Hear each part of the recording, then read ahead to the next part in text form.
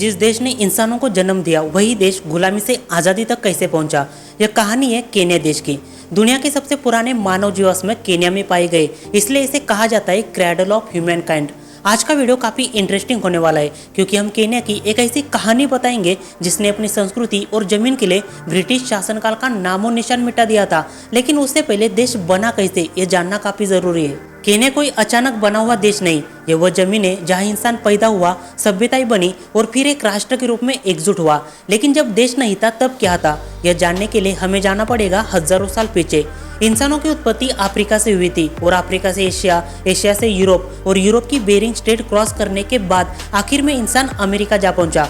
जिस जमीन पर आज का केन्या मौजूद है उसे हजारों साल पहले से ग्रेट रिफ्ट वैली का हिस्सा माना जाता है। इतिहासकारों को यहाँ पर 3 तरह के मानव कंकाल मिले, एस्ट्रोलोपिथेकस, होमो एबिलिस और होमो इरेक्टस। मतलब सीधे शब्दों में कहा जाए तो आज का इंसान यही से चलना, औजार बनाना और सोचना सीख रहा था। इसलिए देश को ह्यूमन इवोल्यूशन का केंद्र माना जाता है। लगभग 25 से 30 लाख साल पहले जब आधुनिक इंसान नहीं था तब अफ्रीका के पहाड़ी इलाकों में एस्ट्रोलोपिथेकस, होमो एबिलिस और बाद में होमो इरेक्टस रहने लगे थे।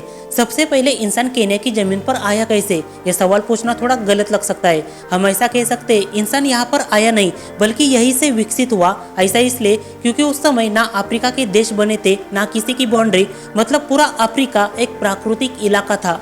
अफ्रीका में इंसानों का विकास दिखाने के लिए केन्या कोई स्टॉप नहीं था बल्कि स्टार्टिंग पॉइंट था। इसमें सबसे बड़ा रोल था ग्रेट रिफ्ट वैली का, जिसे हिंदी में दरार या महान रिफ्ट घाटी ऐसा भी बोल सकते हैं। एक विशाल दरार हजारों साल पहले से टेक्टोनिक प्लेटों के अलग होने से बनी थी और आज के समय अफ्रीकी महाद्वीप को 2 भागों में अलग करने की तैयारी में। रिफ्ट वैली का असली फायदा हुआ केन्या में बसने वाले लोगों को, क्योंकि रिफ्ट के अंदर कई सारे सक्रिय ज्वालामुखी थे जैसे कि माउंट लॉगनॉट और माउंट केन्या, जिससे निकली हुई ऐश मतलब मिट्टी काफी उपजाऊ मानी जाती थी, जिसका इस्तेमाल वहाँ के लोगों ने फलदार पेड़ और सब्जियां उगाने के लिए किया था। मतलब धीरे धीरे खेती करने की शुरुआत हो रही थी। होमो एबिलिस प्रजाति के इंसानों ने सबसे पहले पत्थर से औजार बनाए और उसके बाद आने वाली इंसान की दूसरी प्रजाति जिसे होमो इरेक्टस कहा जाता है, जिसने आग जलाना सीख लिया था। और कहा जाता है कि यही से इंसान पहली बार अफ्रीका से बाहर निकला, जिसे आउट ऑफ अफ्रीका सिद्धांत से समझा जा सकता है। आउट ऑफ अफ्रीका सिद्धांत क्या है इसके ऊपर हम अभी बात नहीं करेंगे क्योंकि वीडियो काफी लंबा हो जाएगा, लगभग 1 घंटे के ऊपर। सिर्फ इतना ध्यान में रखो, रिफ्ट वैली के आसपास रहने वाले लोग केन्या की जमीन पर कॉलोनी बनाकर रहने लगे और बाद में अफ्रीका, एशिया और यूरोप तक चले गए। इसलिए ऐसा कह सकते हैं कि इंसान केन्या में आया नहीं बल्कि केन्या से दुनिया के लिए रवाना हो गया। हमें जानने की जरूरत है कि उस समय से आज तक देश की जमीन पर इंसानी बस्तियां बनी कैसे और रिलीजन की शुरुआत कैसे हुई। लगभग ईसा पूर्व 10,000 साल पहले का समय लोग छोटी टोलियां बनाकर रहते थे जिसमें 20 से 40 लोग थे। लेकिन वे लोग एक जगह पर नहीं रुकते थे, शिकार के लिए उनको भटकना पड़ता था। प्रकृति की पूजा करना, पहाड़, नदी, जानवरों को पवित्र मानना, आत्माओं और पूर्वजों में विश्वास रखना, यह उनकी आस्था थी।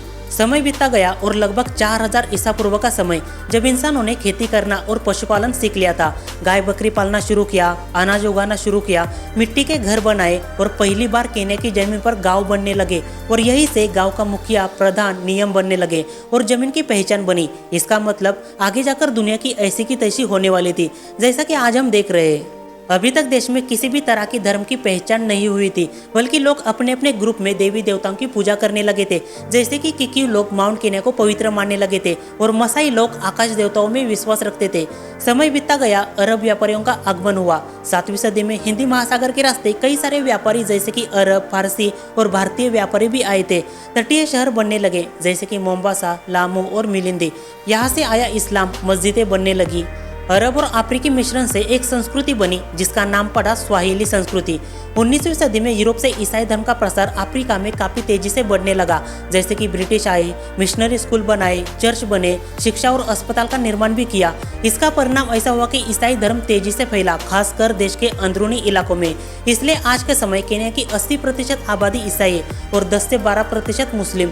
कुछ लोग आधुनिक शहर और परंपरा बनने के बावजूद भी पारंपरिक जनजातीय आस्था मानते हैं, मतलब पुरानी परंपरा अभी भी जिंदा है। आसान शब्दों में कहा जाए तो केन्या में इंसानों ने पहली झोपड़ी बनाई, फिर गांव, फिर शहर और हर दौर में लोगों ने आस्था को नया रूप दिया। सबसे खास बात जो आपको सुनने में बहुत अच्छी लगेगी, उस समय पैसा नहीं था, सबकी जिंदगी जमीन और पशुपालन पर निर्भर थी।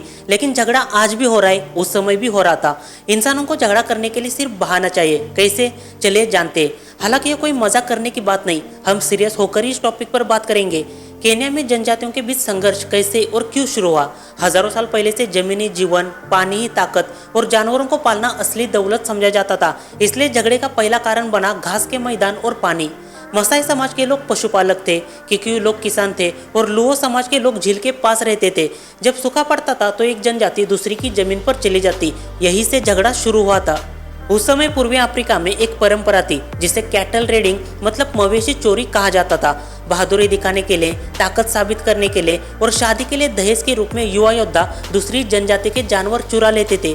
इसके परिणाम स्वरूप बाकी जनजातियों में बदले की भावना, हमला और छोटे युद्ध चलते रहते। बारिश कम होने की वजह से फसल खराब हो जाती, खेती का नुकसान हो जाता, इसलिए मजबूरन लोग दूसरों के इलाके में घुसते थे, जिसके कारण इलाके की सीमा को लेकर तनाव और बढ़ जाता। मतलब सीधे शब्दों में कहा जाए तो उस समय की जनजातियां एकजुट नहीं थी, अलग अलग टुकड़ों में बटी हुई थी। इसी का फायदा उठाया 18वीं सदी में ब्रिटिश लोगों ने, क्योंकि ब्रिटिश शासनकाल ने जनजातियों के संघर्ष को और जटिल बना दिया। कुछ जनजातियों को प्रशासन में आगे बढ़ाया और कुछ को दबाया, जिसके परिणाम स्वरूप राजनीतिक तनाव पैदा हुआ और ये तनाव आज भी कभी कभी इलेक्शन के समय दिखाई देता है। आज के समय केन्या एकजुट राष्ट्र है, लेकिन राजनीति अक्सर जनजातीय पहचान पर आधारित है। 2007 के चुनाव में बड़े दंगे हुए थे। हालांकि आज की नई पीढ़ी खुद को पहले केनियन मानती है और बाद में जनजाति, मतलब जाति और धर्म के ऊपर देश होता है। केन्या की लड़ाई धर्म से पहले जमीन की थी और पहचान से पहले पेट की। हालांकि देश की जानकारी बताते समय एक बात बताना भूल गए, नाम कहाँ से आया। केन्या का नाम किसी राजा, जनजाति या नदी पर नहीं बल्कि एक पहाड़ पर पड़ा, जिसका नाम है माउंट केन्या। देश की एक जनजाति जिसे किक्यू कहा जाता है और इस जनजाति के लोग इस पहाड़ को किरिनयागा नाम से पुकारते थे, जिसका मतलब है चमकता हुआ पहाड़ या सफेद रोशनी वाला पहाड़। ऐसा इसलिए क्योंकि इसकी चोटी पर बर्फ रहती थी जो दूर से देखने पर चमकीली दिखाई देती थी और हमेशा सफेद चीज दूर से देखने पर चमकीली नजर आती है। देश में रहने वाली और दो जनजातियां, पहली इम्बू और दूसरी काम्बा। इम्बू समाज के लोग पहाड़ को किरिनयागा कहते थे और काम्बा समाज के लोग किनिया।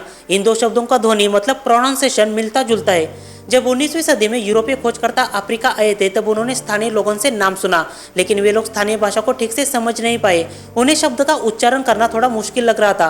किरिनयागा और किनिया को उन्होंने लिख दिया केन्या। साल 1849 में German missionary Johann Ludwig Krapf, जिसने पहली बार नक्शे में देश को माउंट केन्या लिख दिया, मतलब पर्वत का नाम सीधा देश को दे दिया। 1895 में ब्रिटेन ने यहाँ पर कॉलोनी बनाई। उन्होंने कॉलोनी का नाम रखा ब्रिटिश ईस्ट अफ्रीका, लेकिन बाद में इस इलाके की पहचान सबसे बड़ी प्राकृतिक पहचान से जोड़ी गई और देश का नाम रख दिया माउंट केन्या के नाम पर केन्या। जब देश को 1863 में आज़ादी मिली तब इस नाम को आधिकारिक तौर पर इस्तेमाल किया।